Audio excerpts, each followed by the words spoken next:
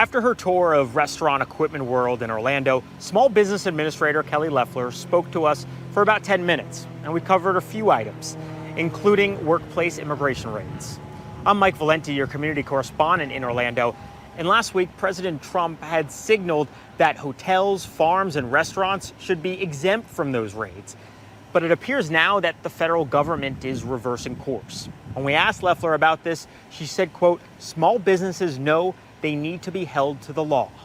So we should expect more DHS workplace operations to continue? Well, I can't speak for DHS. I can speak to the expectation of the administration that everyone will follow the law. And that's what Americans voted for.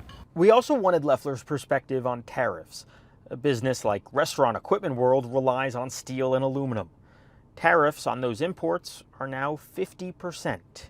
Will it have an impact? I think it absolutely will. Jerry Pierce is the chairman of Restaurant Equipment World, and he told me he thinks the Trump administration is good for small businesses.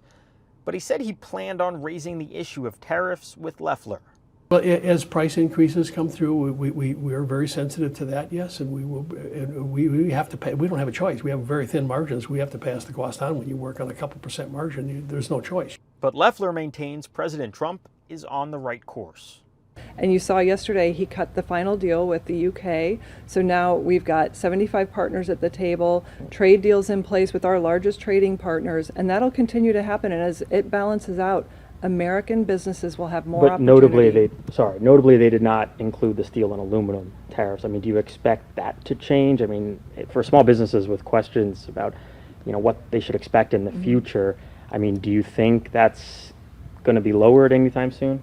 Look, all I know is I've been at small businesses, steel fabricators, production facilities. I was at one yesterday talking to welders and pipe fitters. What they're seeing right now is growing demand thanks to President Trump's agenda. Joining Loeffler on the tour Tuesday was Republican Congressman Daniel Webster, and both expressed confidence that the one big beautiful bill will overcome existing hurdles in the Senate. I'm your community correspondent in Orlando, Mike Valenti, News 6.